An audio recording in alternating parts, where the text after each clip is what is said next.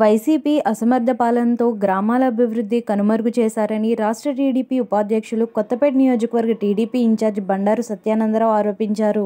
ఆలమూరు మండలం చెముడులంక గ్రామం చొప్పెళ్ల శ్రీరామ్ నగర్ కాలనీలో జరిగిన బాబు ష్యూరిటీ భవిష్యత్ గ్యారంటీ కార్యక్రమంలో సత్యానందరావు పాల్గొన్నారు. ఈ సందర్భంగా ఆయన మాట్లాడుతూ, గ్రామంలో పర్యటిస్తుంటే గ్రామస్తులు అనేక సమస్యలు చెప్తున్నారని, ఏ సమస్య వచ్చినా పట్టించుకునే నాథుడే లేని విధంగా పరిపాలన ఉందని చెప్తున్నారని అన్నారు. కనీస సౌకర్యాలకు కూడా నోచుకోలేదని, పంచాయతీ పరంగా చేయవలసిన పనులు నిధుల మళ్లింపుతో తిష్ట వేసుకుని కూర్చున్నారని వాపోతున్నారని ఆయన అన్నారు. రాబోయే ఎన్నికల్లో తెలుగుదేశం, జనసేన ఉమ్మడి ప్రభుత్వం అధికారం చేపట్టడం ఖాయమని, అనంతరం గ్రామాల అభివృద్ధిపై ప్రత్యేక దృష్టి సారిస్తామని సత్యానందరావు తెలిపారు. ఈ కార్యక్రమంలో ఆలమూరు మండల చెముడులంక గ్రామం మరియు గాంధీనగర్, చొప్పెళ్ల గ్రామం మరియు శ్రీరామ్ నగర్ కాలనీ తెలుగుదేశం పార్టీ నాయకులు, కార్యకర్తలు, యువత, మహిళలు పాల్గొన్నారు.